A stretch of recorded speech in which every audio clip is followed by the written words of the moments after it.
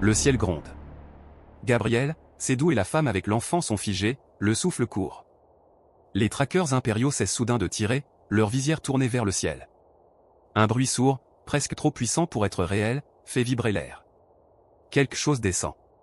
Une masse colossale émerge des nuages toxiques, flottant au-dessus des ruines. Ce n'est pas un vaisseau impérial. C'est plus grand. Plus ancien. Plus menaçant.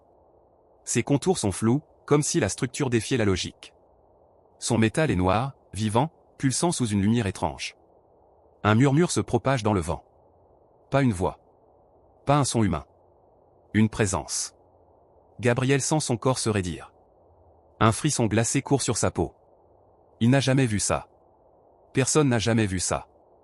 Noah, toujours blessé mais animé d'une rage brûlante, se redresse en titubant. Qu'est-ce que c'est que ce bordel? Un des traqueurs recule d'un pas. C'est impossible. Sédou déglutit difficilement. L'Empire ne contrôle pas ça, n'est-ce pas? Gabriel ne répond pas. Il sent dans son ventre quelque chose de primal, d'animal. De la peur. Le vaisseau ou ce qui y ressemble s'immobilise à quelques centaines de mètres du sol. Une onde traverse l'atmosphère, silencieuse mais terrifiante. Puis, sans avertissement, les traqueurs commencent à hurler. Pas de douleur. Pas de blessure visible. Juste de la terreur. Leurs armures se crispent, leurs armes tombent au sol. Certains s'agrippent la tête, d'autres reculent en trébuchant. Et qu'est-ce qui leur arrive? S'écrie Sédou. Noah, lui, n'a plus son arrogance. Il recule lentement, fixant le vaisseau inconnu. Ils entendent quelque chose. Gabriel ne bouge pas. Puis, il entend lui aussi.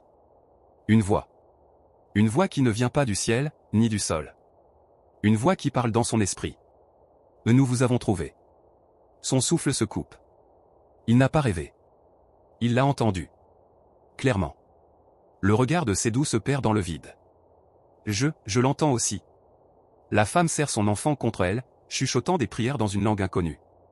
Les traqueurs ne résistent plus. L'un d'eux tombe à genoux, la tête basse. Puis, il éclate. Son corps se dissout en cendres, comme si l'air lui-même l'avait réduit en poussière. Un par un, les traqueurs impériaux se décomposent. Leurs armures fondent, leur chair s'effrite, leurs âmes sont aspirées. Noah hurle. Il tente de courir, mais ses jambes tremblent. Non. Gabriel sent son propre corps se figer. La peur grandit, incontrôlable. Puis la voix résonne à nouveau. Vous avez fui l'Empire. Maintenant, vous nous appartenez. Gabriel Kane réalise qu'ils ne sont pas libres. Ils sont passés d'un enfer à un autre. Gabriel Kane n'arrive pas à bouger. Son corps refuse d'obéir, comme si une force invisible l'écrasait sous son propre poids. Il voit Sédou à côté de lui, le regard vide, la respiration saccadée. Les traqueurs impériaux continuent de s'effondrer un à un. Pas de cris. Pas de lutte. Juste la disparition. Leur corps se réduisent en poussière sous cette présence inconnue. Noah lutte pour ne pas tomber, agrippant son propre torse comme si quelque chose l'arrachait de l'intérieur. Ils nous prennent. Hurle-t-il, ses yeux fous de panique. Gabriel tente de bouger, de réagir, de comprendre. Qui sont-ils? Pourquoi sont-ils ici? Puis la voix résonne à nouveau. Vous avez trahi votre maître. Vous êtes désormais à nous. La femme serre son enfant si fort que ses jointures blanchissent. Elle murmure des mots que Gabriel ne comprend pas. L'enfant, lui, regarde fixement le ciel, les pupilles dilatées. Et soudain, il sourit. Gabriel frissonne. Quelque chose ne va pas. Un mouvement attire son attention. Noah, au bord de la crise, lève son arme. Je ne me laisserai pas faire. Il appuie sur la détente, visant le vaisseau inconnu dans le ciel. La balle ne l'atteint jamais. Dans un battement de cils, Noah disparaît. Son corps se dissout en une brume noire, aspirée dans l'air. Il n'a même pas eu le temps de crier.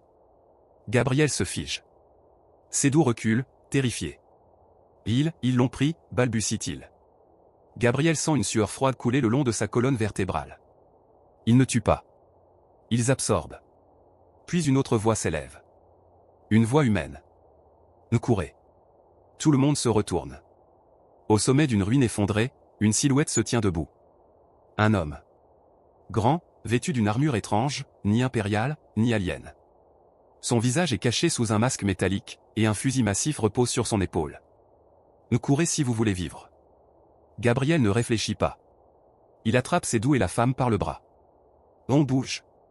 Ils se mettent à courir, trébuchant à travers les cendres et les débris. Derrière eux, l'air tremble. Quelque chose descend du vaisseau. Gabriel ose un regard en arrière. Des formes sombres émergent du néant. Des silhouettes humanoïdes, mais sans visage. Elles avancent sans bruit, glissant sur le sol comme des ombres vivantes.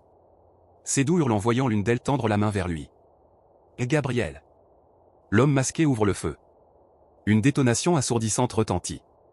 Une lumière bleue explose dans les ténèbres, arrachant un cri déformé aux créatures. Gabriel n'a plus le choix.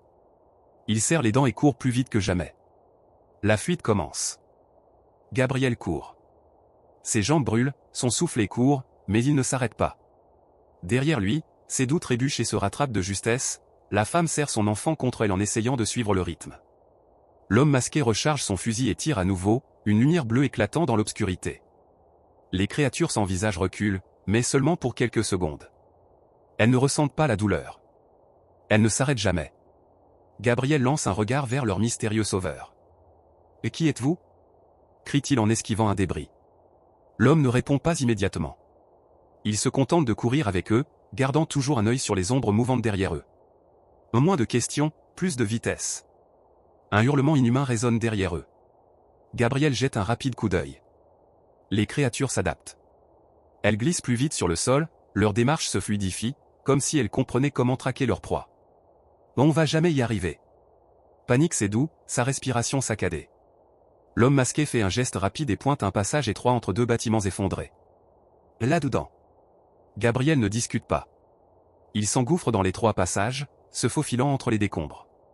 L'enfant gémit contre sa mère, trop fatigué pour comprendre l'horreur qui les poursuit. Une explosion derrière eux projette une vague de chaleur.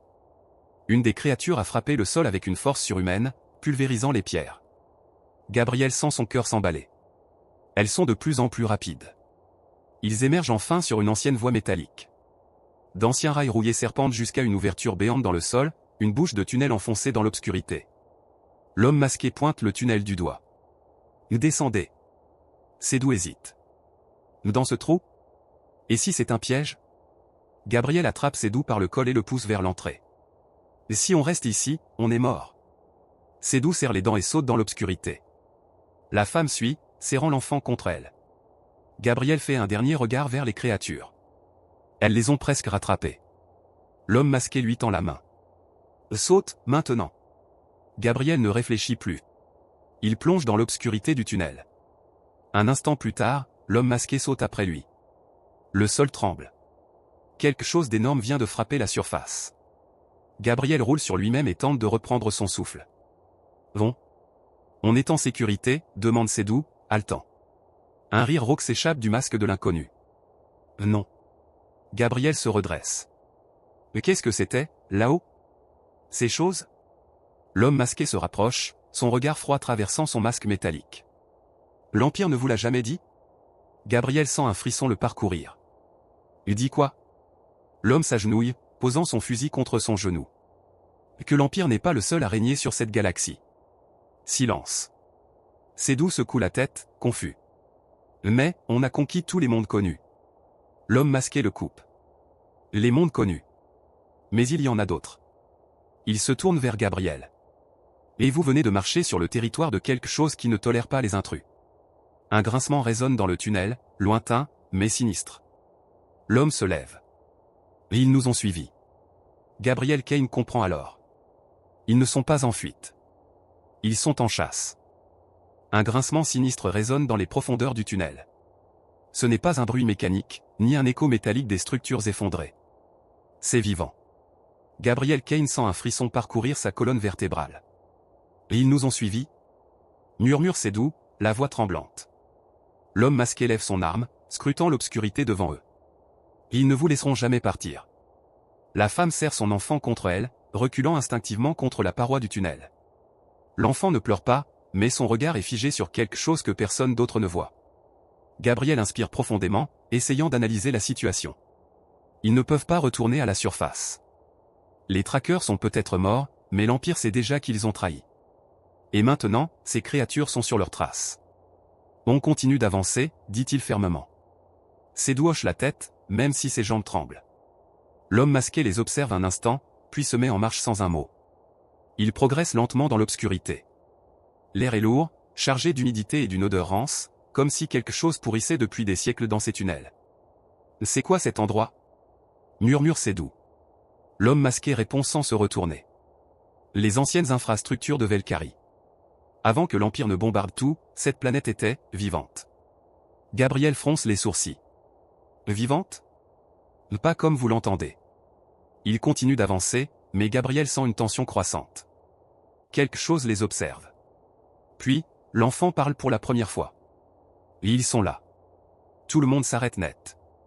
Gabriel se tourne vers lui. De qui tu parles ? L'enfant pointe du doigt un tunnel latéral plongé dans une obscurité totale. Une ombre bouge. Gabriel ne réfléchit pas. Il attrape Sédou et la femme et les pousse en arrière. On court. L'homme masqué lève son arme et ouvre le feu. Une lumière bleue illumine brièvement le tunnel, révélant des formes. Des silhouettes longues, indistinctes, comme si l'ombre elle-même s'était matérialisée. Elles n'ont pas de visage, mais elles regardent. Elles avancent.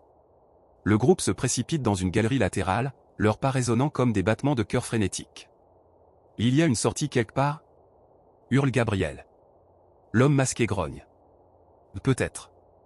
Mais il faut survivre assez longtemps pour la trouver. Derrière eux, les choses accélèrent. Elles glissent sur le sol, leur mouvement impossible à anticiper. Elles ne courent pas. Elles apparaissent et disparaissent, se rapprochant à chaque instant. Sédou trébuche. Gabriel se retourne et le rattrape in extremis. Je te tiens. Mais quelque chose tire Sédou en arrière. Un hurlement strident. Ses doigts griffent le sol, cherchant une prise. Ne me laisse pas. Gabriel agrippe son bras de toutes ses forces, tirant aussi fort qu'il le peut. Mais la chose le réclame. L'homme masqué tire encore, une explosion bleue frappant l'ombre qui enlace Sédou. La créature hurle, une vibration qui secoue l'air comme un grondement dans l'espace. Sédou est libéré. Gabriel le tire vers lui et reprend la course. L'homme masqué recharge son arme. On doit sortir d'ici. Maintenant.